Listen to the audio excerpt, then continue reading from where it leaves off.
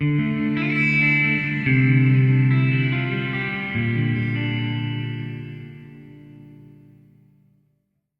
the southeastern coast of Texas is an area that has seen unprecedented tragedies. It includes Galveston Island and Texas City. Galveston was named after Spanish Count Bernardo de Galvez.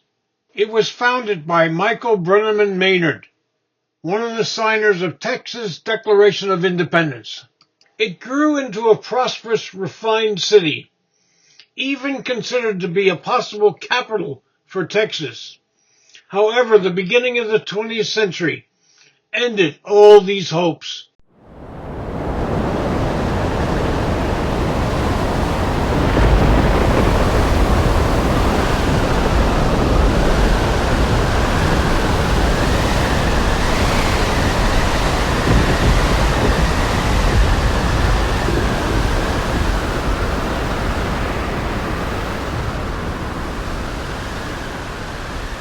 It was the deadliest disaster in American history.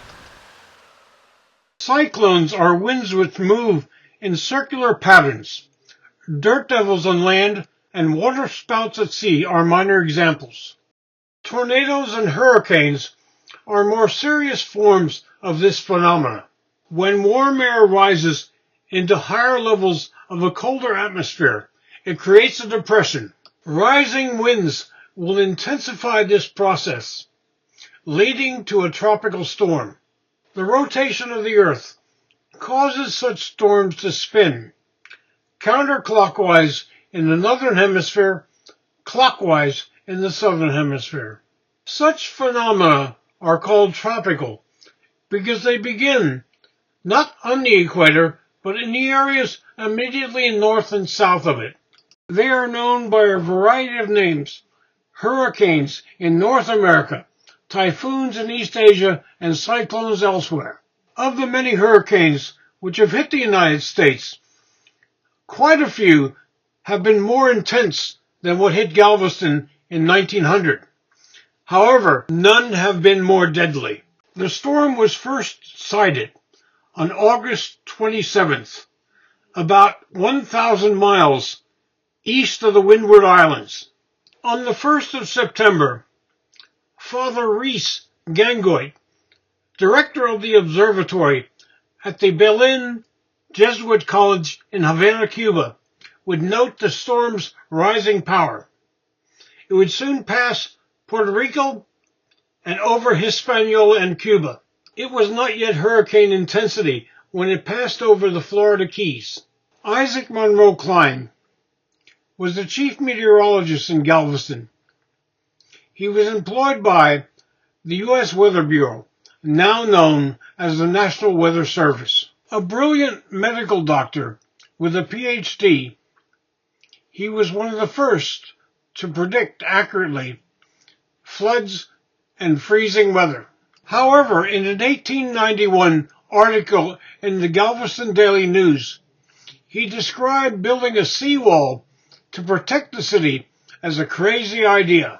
This would prove to be tragically wrong, because his pregnant wife, Cora, would be one of the thousands who would be killed in the storm which followed. He breached Weather Bureau protocol by declaring the storm a hurricane without approval from his superiors. In his memoirs, he would later claim to have run up and down the shore, warning people of the impending danger. This would later be questioned. His influence led the government to set up regional forecasting centers, and he would become the first director of the New Orleans Center. Accomplished in many fields, after retiring, he would become an art expert. He would die in 1955, aged 93. The storm destroyed over 7,000 buildings on some 1,900 acres. Property losses were estimated to reach $25 million at the time, but the total amount of insurance held was only $40,000. An elegant, prosperous city was completely destroyed.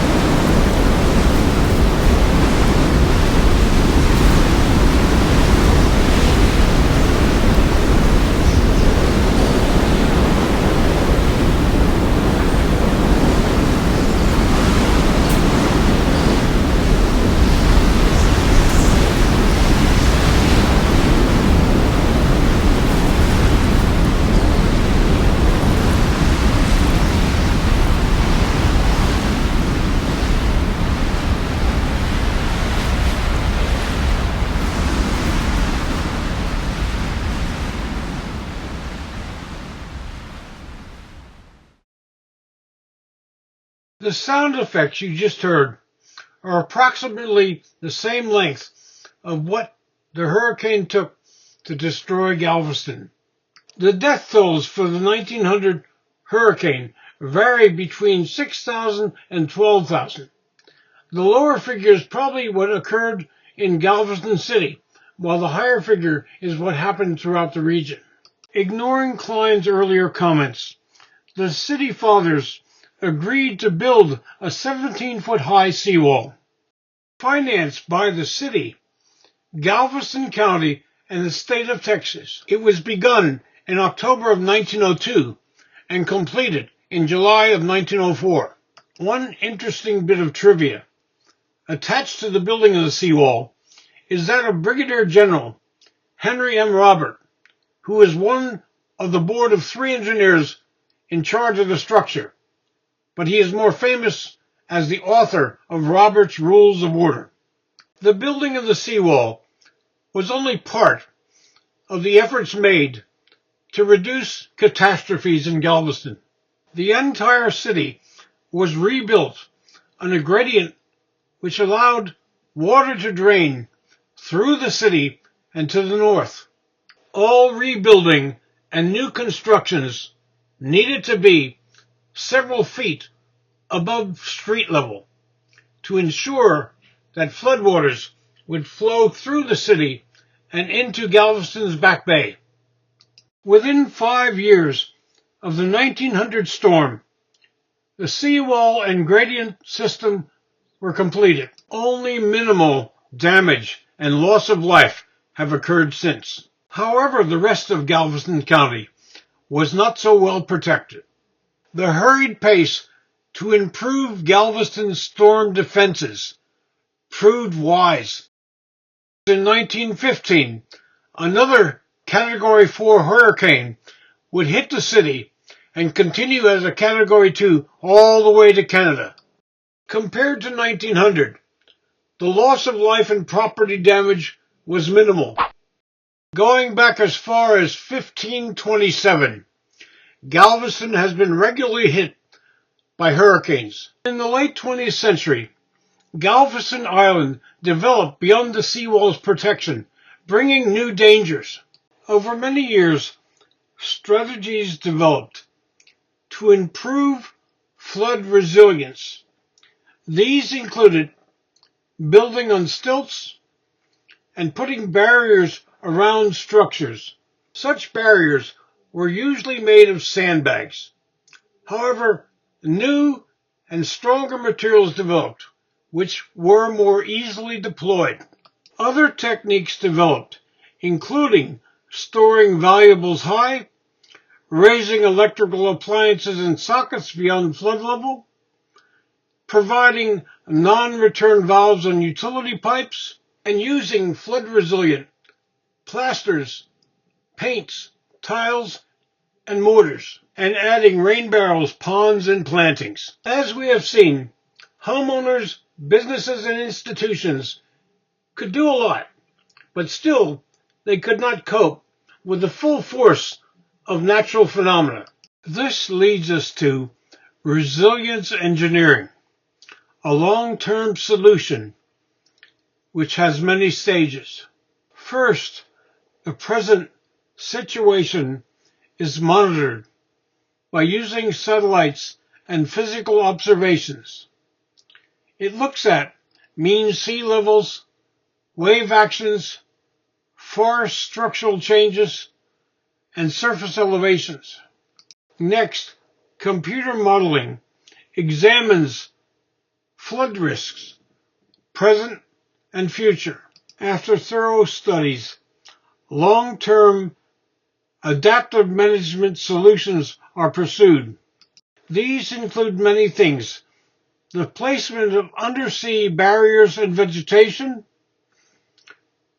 the encouragement of mangrove swamps, zoning regulations, the building of barriers, and the many resilience techniques I've talked about earlier. Even these strategies are often not enough. In 2008, Hurricane Ike hit Galveston Island. It did a tremendous amount of damage, even though it was only rated as a Category 2 or 3 storm. The city of Galveston was flooded, but it was well protected by its seawall and gradient system. Elsewhere on the island, the destruction was much more reminiscent of 1900. 9 years later, a much more powerful storm, Hurricane Harvey, would pass over the island, up Galveston Bay, and through downtown Houston. A major difficulty was how to pass from the Gulf into Galveston Bay and Houston Ship Channel. The only deepwater access is between Galveston Island and the Bolivar Peninsula. As has so often been the case, a solution lies in looking around the world. For centuries, a similar case had developed in the Netherlands, which lay astride 3 major European rivers, all which required access to the sea: the Rhine, the Meuse, and the Scheldt. Barriers with gates were built at each estuary. These provided protection from both sea and river floods, while allowing easy access. A similar system is suggested for the narrow opening of Galveston Bay. Having grown up on Western movies and TV shows, I find it ironic that in the future, access to Texas' most important harbors may need to pass through swinging doors.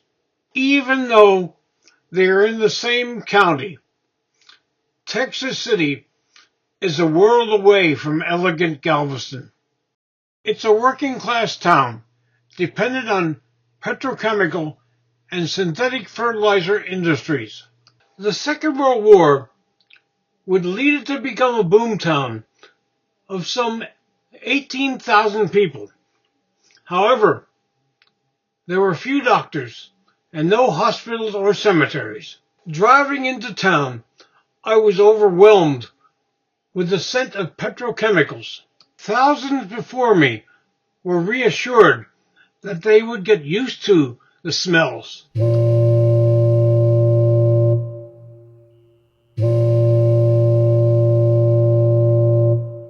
Originally a U.S. Liberty ship built during the Second World War, the SS Grand Camp had been gifted to the government of France and was docked in Texas City's northern slip, where some 2,300 tons of ammonium nitrate fertilizer were being loaded as aid to help rebuild Europe's farms. The fertilizer had been produced in Nebraska and Iowa and shipped to Texas, where the weather had been unusually warm throughout the first weeks of April 1947.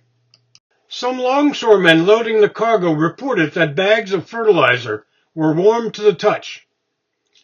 Sometime around 8 a.m. on the 16th of April, a fire broke out on board the ship. Within minutes, Texas City's volunteer fire department came on the scene to extinguish the fire. They were led by Fire Chief Henry John Baumgartner. Realizing how ammonium nitrate would react with water, the captain of the Grand Camp sealed the ship's cargo holds, but it was too late. Shortly, the hatches began to blow off under the pressure of the chemical reaction.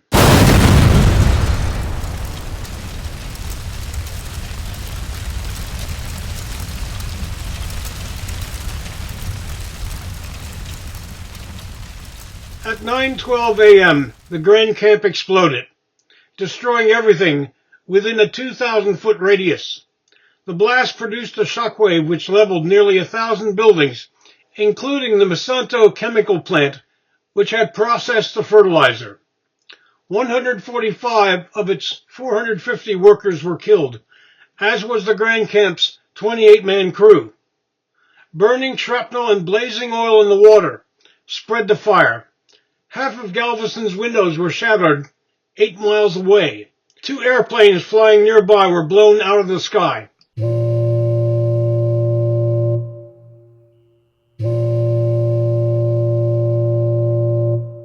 Carrying a similarly volatile cargo, The High Flyer was docked only 600 feet from the Grand Camp. The first explosion blew the High Flyer from its moorings against the freighter SS Wilson B. Keene. Ship's crews and firefighters struggled to contain the disaster through the night and into the 17th of April. Tugboats failed to pull the High Flyer away from the docks. The explosion of the High Flyer at 1:10 a.m. was even greater than that of the Grand Camp.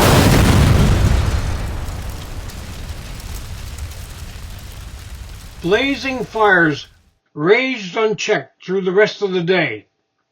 The Wilson B. Keene sank in the harbor, while the nearby Longhorn II was lifted by a 15-foot-high tsunami and beached over 100 feet from its moorings.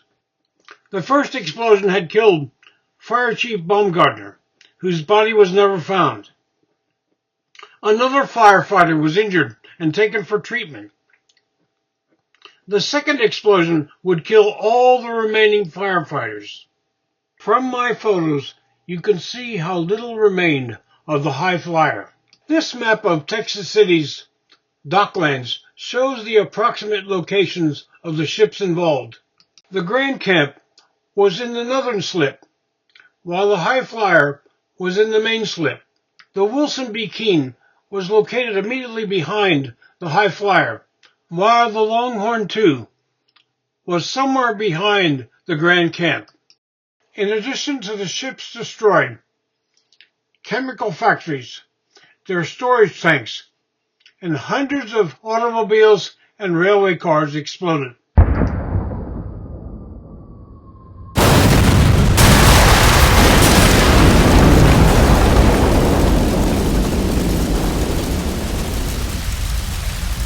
For the people of Texas City, it was a defining moment which made world news.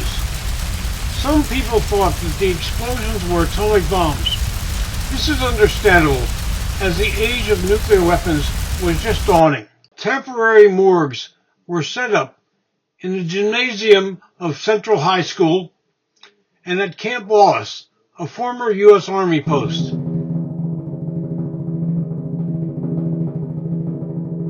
Eventually, 444 people were confirmed dead. An additional 143 were listed as missing. 63 bodies were never identified. Undertakers from 28 towns donated hearses and coffins, while thousands of Texans sent flowers.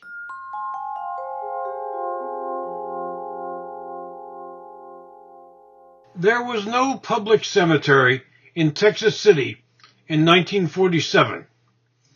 A committee was appointed by local officials to take donated funds and purchase a 2-acre tract of land to bury unidentified victims.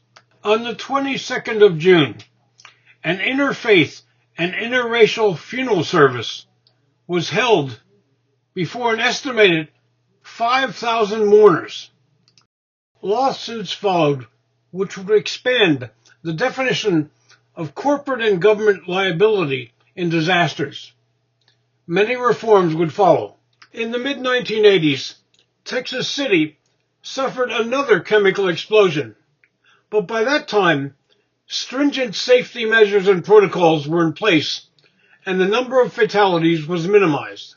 In 1993, several more acres were devoted as a park to remember the dead, particularly the firefighters who perished. It is along what is called the Street of Memories. It is the peaceful core of a bustling town. Despite the large number of missing victims and unidentified bodies, the town has done its best to name the names as far as possible.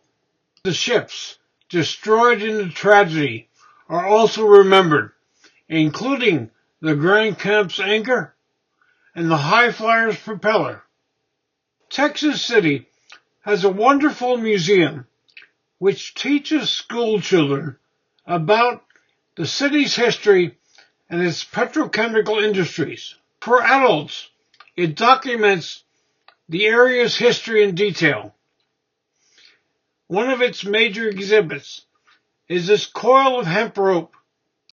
The most widely held belief about the origins of the explosions is that someone carelessly tossed a cigarette into such a coil of rope. Small details often result in great tragedies. When Texas City's mayor dedicated the Memorial Cemetery and Park in 1991, he noted, "As we dedicate this holy place today, remember yesterday, think about today, and look forward to tomorrow." This could also be easily said of neighboring Galveston.